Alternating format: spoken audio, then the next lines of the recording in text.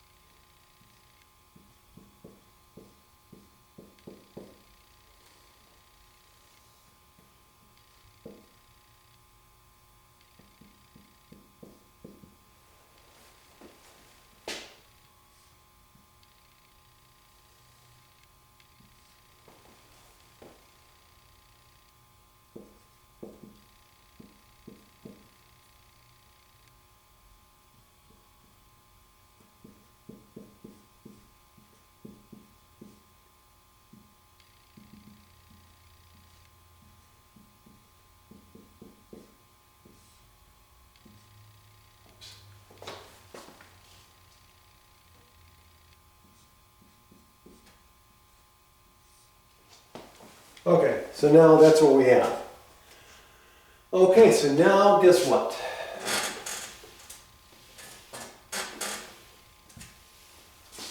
Now we can start canceling things out. And so we end up with, again, so we have to be careful because R can be any real number. Okay? And so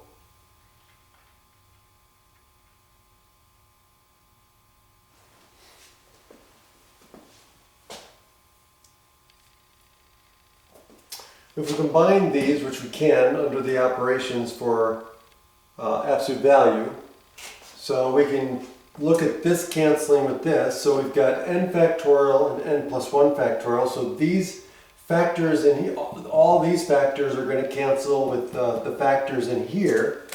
And so what we're going to end up with is the absolute value of, well, at the bottom here, we're going to have n plus 1. Okay. And then if we look at these two, then we can see that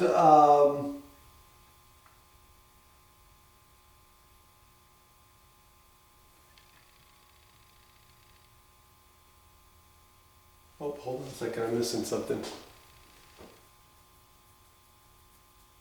Oh, wait a minute. Yeah, this is supposed to be n to n plus 1. I'm sorry, I forgot the power. N plus 1. And this should have a power of n.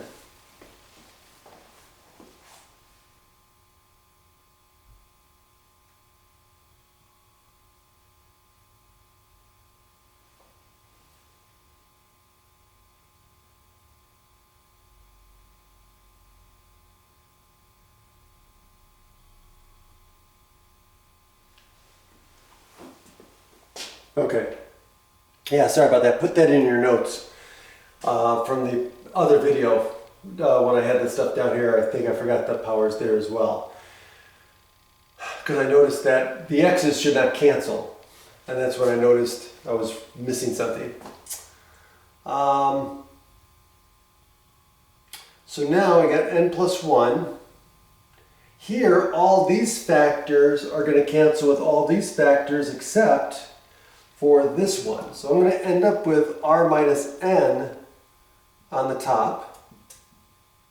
And then I've got the absolute value of x to the n plus 1 power versus x to the nth power. So I'm going to end up with an extra absolute value of x on the top. And so that's where we end up at. And so now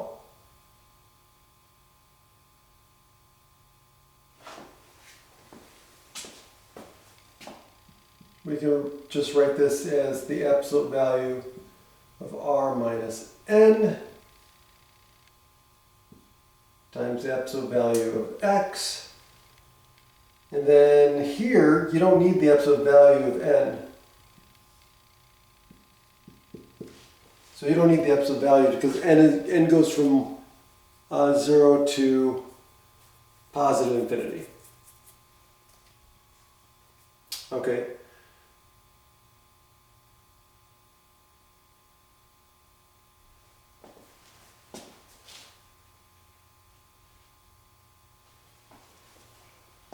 Or wait a minute, hold on a second.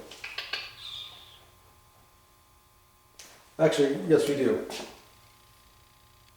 Actually no, n goes from,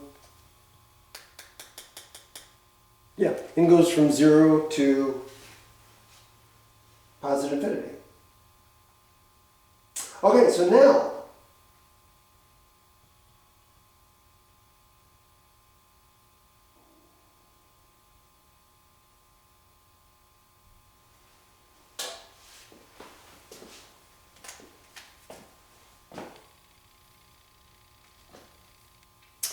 okay, so now we've got this ratio, right?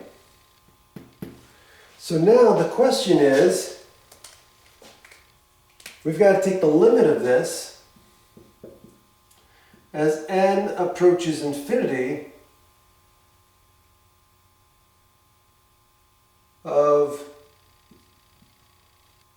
r minus n over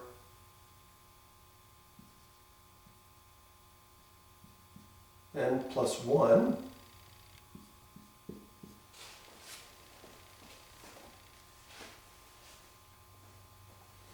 Right? And so what's happening to this thing as n goes to infinity?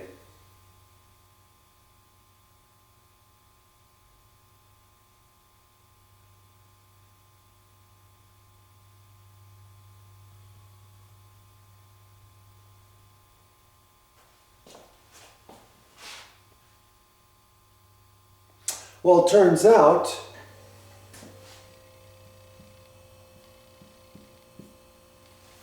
that is going to the absolute value of x. Why? Because this is going to 1.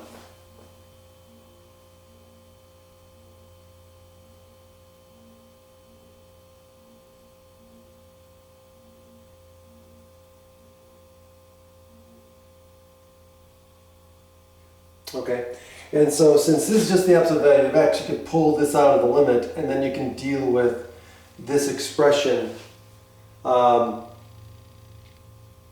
accordingly. And so since this is going to the absolute value of x, well then we know that this series converges if this absolute value of x is less than 1 by the ratio test.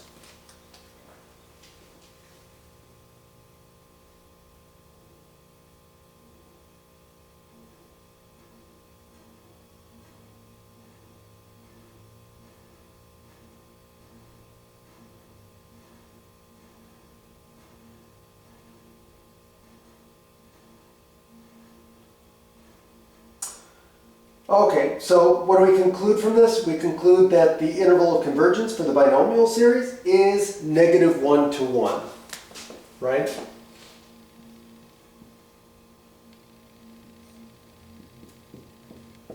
Okay, so now the question is, as always, is what's going on at the endpoints?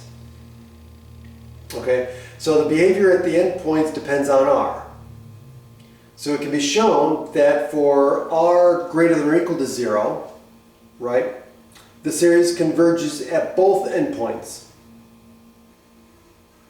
If we take r less than 0 but greater than -1, okay, so for example, let's do this. Let's do this in different cases.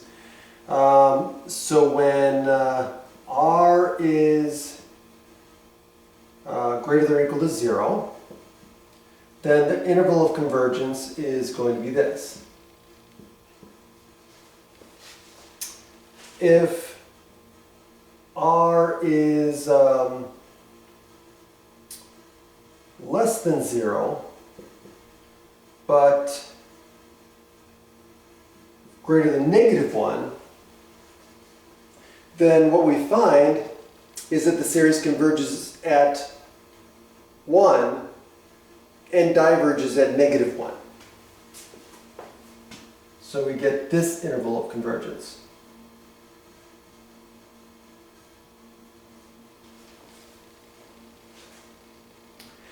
And then for values of r that are less than -1, the series diverges at both endpoints.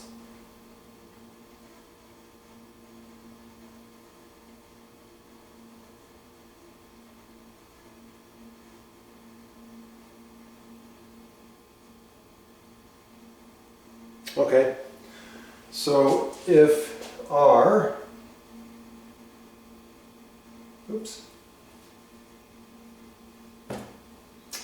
if r is less than -1, then we get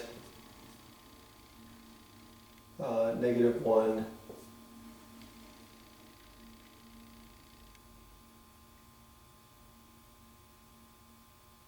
and 1. So if r is greater than or equal to 0,